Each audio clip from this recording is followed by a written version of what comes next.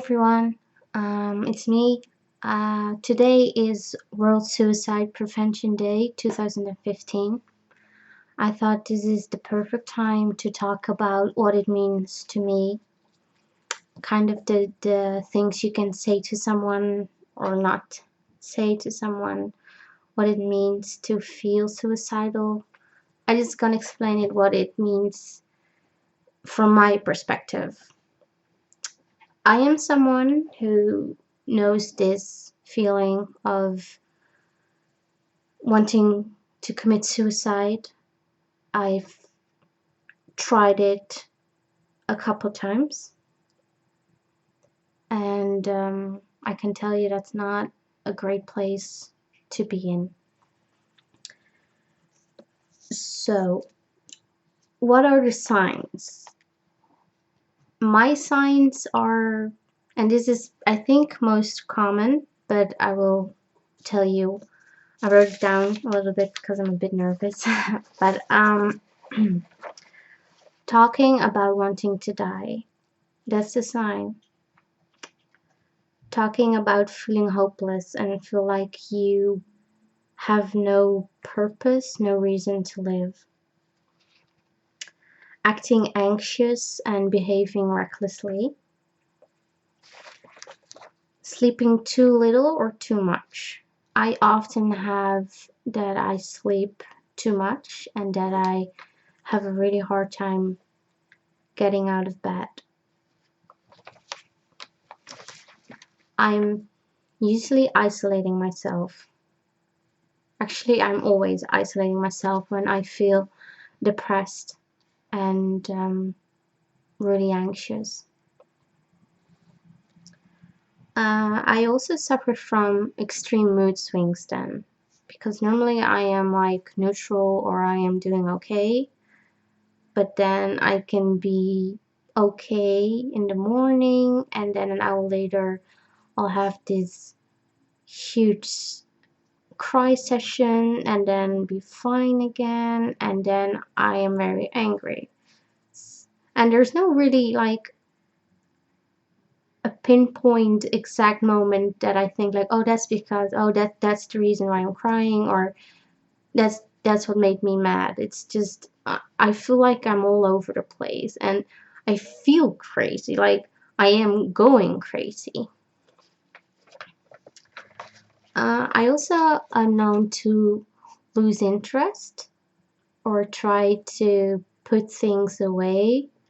Like I will pack up my DVDs and my books, and that's a big sign because I love my books and especially my DVDs. Like my friends know I'm like a real DVD nut. But when suicidal, I tend to want to pack things up for the reason being that I don't want to leave the people behind to having to clean up my mess. At times I will also give away things, or will try to give things away. Like I will write down on a paper what goes to whom and to whom I will give my money to. So those are the biggest signs that you, when you notice me talking about it or give things away, or even the slightest thing like trying to say goodbye to you. Like I did that a few times in app with the WhatsApp. Then I will say something like, it's really nice to have known you, or more subtle like, I want you to know that I always had so much laughter with you. I will say goodbye instead of ciao. Those are things that I have started to recognize with my therapist and house counsel. There are a few things you can say and a few things that I think you should absolutely not ever say to someone who is depressed or is suicidal. Let's start with what to say. A good thing to say is, you're not alone in this, or you matter to me, you are important to me. Like, I love you, but those things you can only say when you mean it. I mean, if you're gonna say like you're important to me or I love you, and there is even a hint that that's not true, I will pick that up and it will just make me 100 times worse than I was before. So only say those things when you really mean it. You can ask me if you want a hug. Um, Try to tell me that I'm not crazy. So say to them, like, you're not crazy because you're feeling this. You're really incredibly sad, but doesn't mean you're crazy. Also try to say, unless you have been depressed or have been suicidal, but for those who haven't and are trying to comfort me, try to say something like, I cannot really understand what you're going through, but what I can offer you is my sincere compassion, and I am here for you, and I am not going to leave you. Again, those things, say it when you mean it. Otherwise, just leave me alone, because you could make it a lot worse. So, a few things not to say, and I mean it, don't say this. And I don't think it's only not to me, but not to someone else who is feeling depressed. Don't say things like, there's someone out there who's got it worse than you have. Like, that's so not the right thing to say, because it will only make me feel worse, because you're just pinpointing that what I'm feeling is like small thing, and you will maybe point out that there are wars and that there are people dying of AIDS or starving to death. And I know that, and I feel bad, and I will even feel worse when you tell me that, because it's not that I don't know that, but at the moment, at that time, I am in trouble and I am struggling, and at that moment I cannot think about other people who are struggling. I mean, yes, there is always someone else having it worse than me. I get that now, but please don't tell me that when I'm depressed. It will only make me feel so much worse, and so insignificant too. Like, because I will think like, well, then I can never really complain. Then no one can really complain who lives and has a house and has a roof over its head and money and food. But that's not true, you know. We all have our sadness and we all feel bad at times. So don't say that, please don't. A thing that people tell me too is like, no one said life is going to be fair. I don't know why. I don't know. Why would you say that? I mean, would that help you? I mean, if you were having a really, really shitty day and you're really down in the dumps, and I would say that. I mean, it's not really comforting, isn't it? I mean, not to me, anyways. Don't tell me like, yeah, but you're always depressed, so what else is new? First of all, it's kind of rude. I mean, I'm not being depressed for fun. It's what happens to me, and it's just hell. So I'm not doing it for fun, really, you know? Um, like saying, stop feeling sorry for yourself. I don't think that's a good one either, because I think the people that are depressed or have suicidal tendencies are people who are trying to put up a facade and try to be strong, and I think they have been through traumatic events in their lives that we have, or you have no inkling of, and you're not thinking about our traumatic experiences, because I wasn't born suicidal. It's something that could be something in a family history, or because you had traumatic experiences. It's not because life was so great or you were so loved in the beginning. So, um, the worst thing I think is it's your own fault. Why on earth would you blame someone who is depressed and tell them that it's their fault? I've heard that line so many times, and in the end, you start believing it. But I'm learning that it's not my fault. I mean, things happen to me in life that I really didn't ask for, and to tell me that it's my fault, you're telling me basically that the bad stuff that happened to me were my choice. So yeah, that's a really bad one, and that really hurts. So please don't ever say that to someone you really care about who is depressed.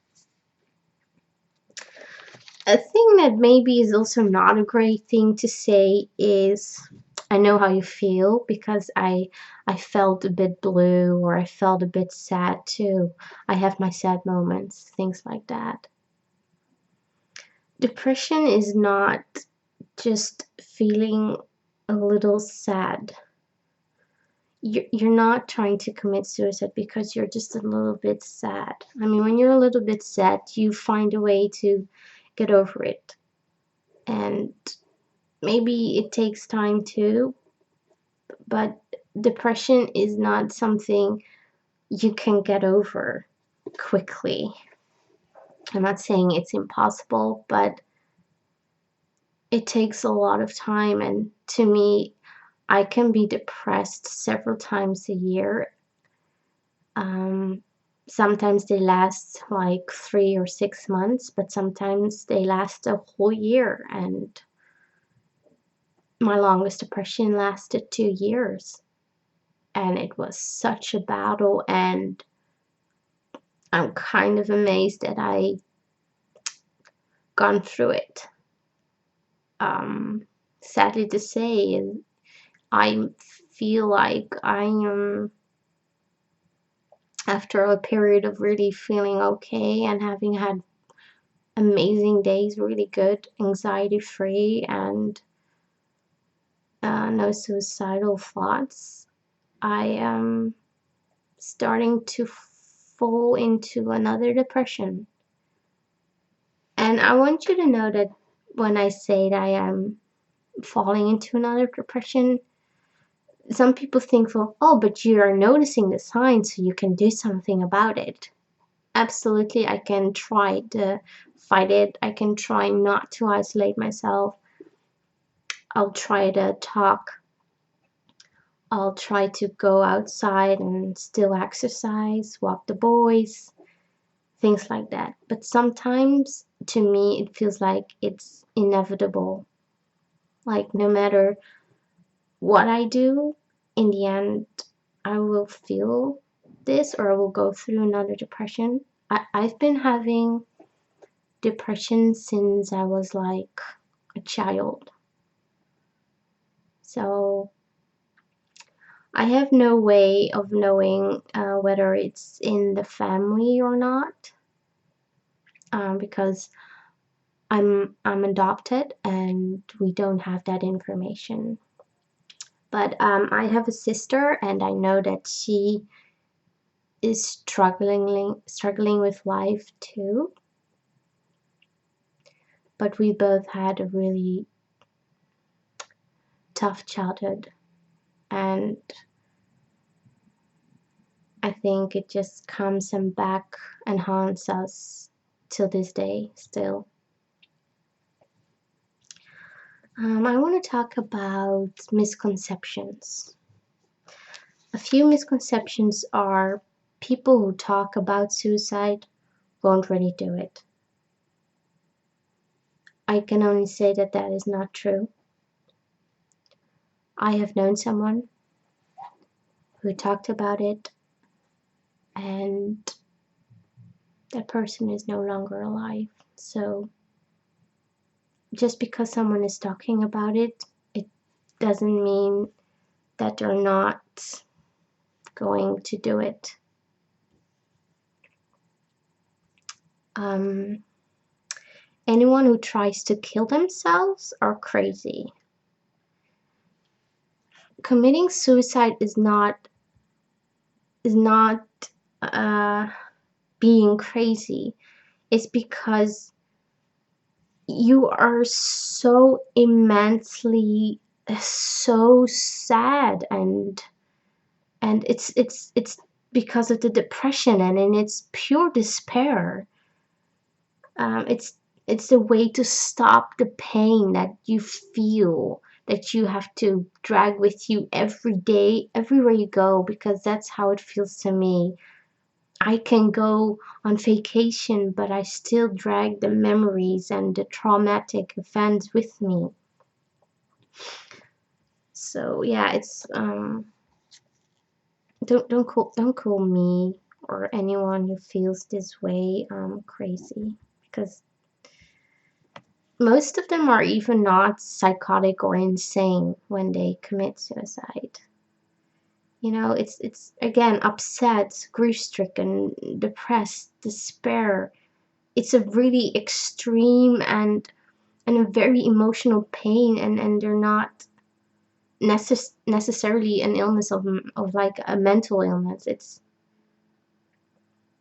depression can hit everyone, no matter your age, your race, your sexuality. It can happen, and I just hope it won't happen to you.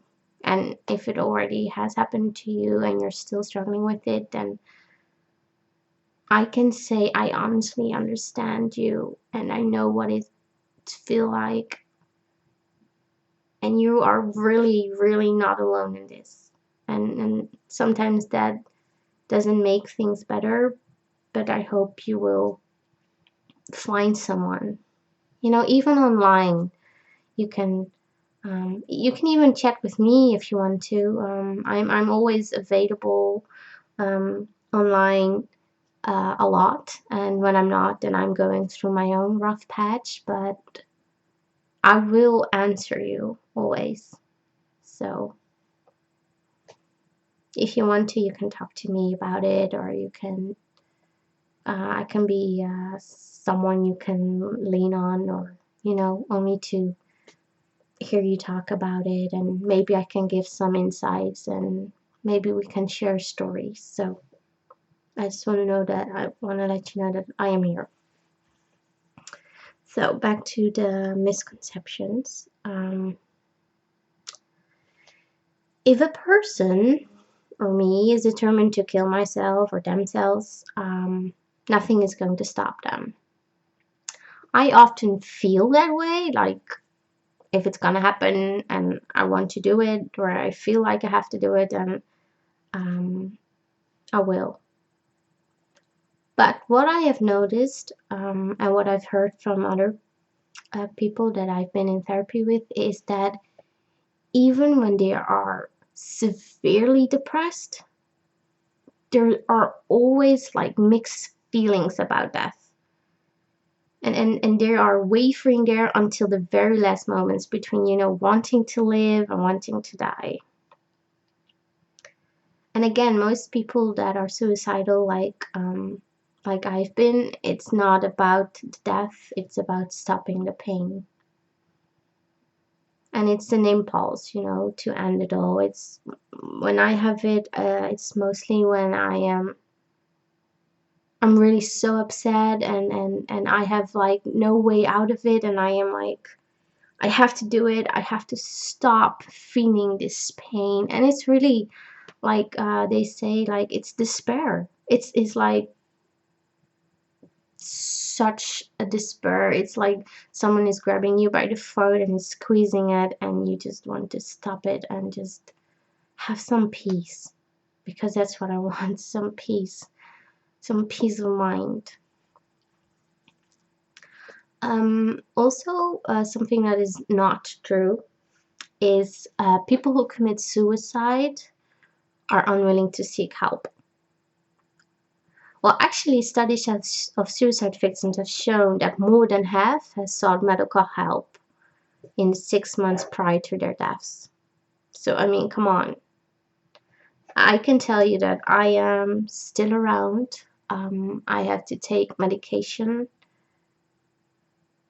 I have a really hard time accepting the fact that I need this medication. I tend to stop every now and then with the medication and try to do it on my own. But for many years now, I fall back on needing some sort of medication. I go to therapy. I've been through lots of therapy, so I'm seeking help. I don't find it easy, but I am seeking help. So that's something that's just not true. I think people are afraid to talk about suicide is because you might think that you give someone the idea. You don't give a suicidal person morbid ideas about talking about suicide. Actually, for me, it's actually the opposite that will happen, because bringing up this subject of suicide and discussing it openly, I find it helpful, and I find it like freeing, and to make jokes about it sometimes. I can have like a very morbid sense of humor, but that's my way of dealing with it.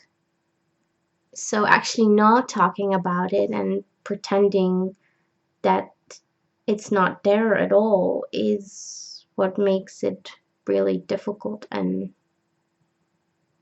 secretive, and it feels like a stigma. So I'd like to be able to talk about it,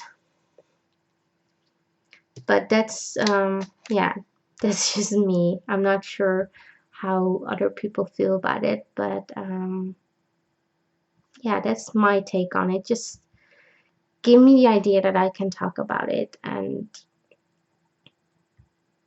it will help me, I think. I mean, I'm not gonna have like ideas because you talk about it that I don't already have. I mean, I have very specific dreams and nightmares or thoughts.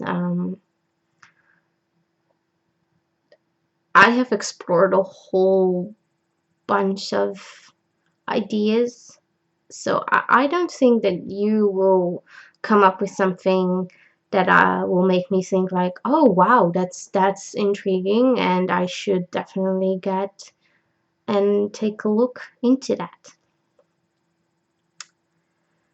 Um, what are the common suicide risk factors? A few that I know from the top of my head are mental illness, alcohol or drug abuse, previous suicide attempts. Maybe it's, in your family history, maybe there have been lots of suicides, then you're definitely at risk too. But people that are terminally ill, have chronic pain, those two. Then recent loss, um, a stressful life event. It can also cause depression and feeling like life is only about pain, loneliness, and a big one, a history of trauma and abuse. Those are really things that I think like, okay, you should keep an eye on those people. So yeah, I think I said what I wanted to say. It's been a long video. if you have questions, you can always ask me. Um, it's it's been a really hard video to make, but I think it's been good to talk about it. I hope I explained things a little bit okay. I'm really always a bit scared and anxious that I didn't do it well. I haven't really talked about how it feels, I think, to have depression or feeling like you have to commit suicide. I will tell you about that.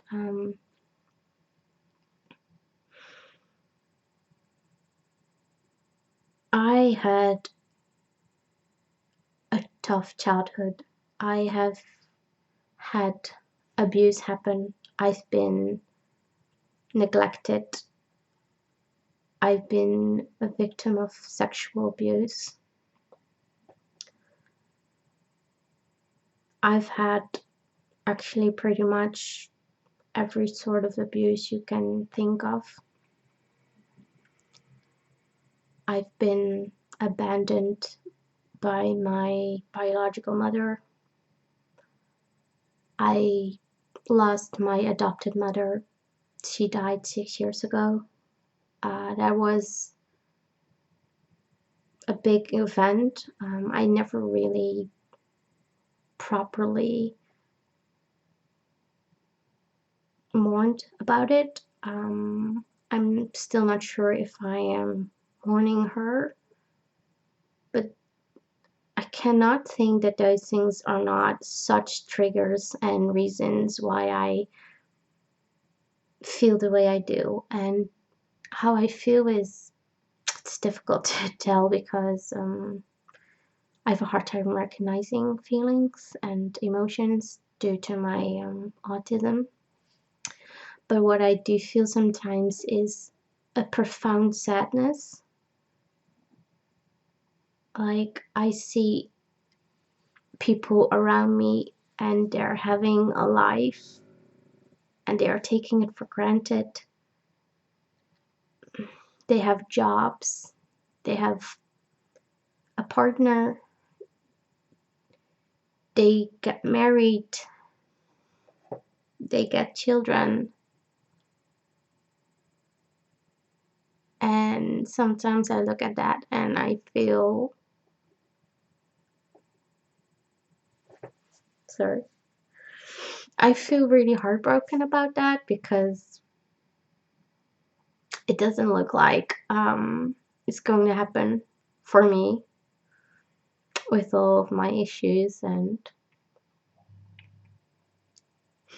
but that's rough, and that causes for me to feel like such an outsider and really alone, and that can make me so sad. And sometimes my sadness turns into anger, and then I am just pissed off at the world and everyone around me. I have a trouble with people taking like family life and a good bond with your family or having your own family for granted, because it's always been my wish to be a mom, and I feel like that one is slipping away. And I know that people will start thinking that like you're still young, and those things are the things that sometimes you should not say. Because yeah, I'm not 30 yet, but it's also about trying to be realistic and try not to live in a fantasy. I'm not giving up entirely, but I think it's also good to start accepting that maybe it isn't cut out for me and that I will find other ways to appreciate life and to create a different sort of family. I mean, I have a cat, an amazing cat, and two boys, my dogs, Abby and Bailey, and my cat Naughty, and that's the reason, partially why I'm living. I have a dad, I have a sister, I have a few friends, and I have my nephew kiddo, and those are a blessing in my life, and I try to just really be grateful for that and love them and let them love me.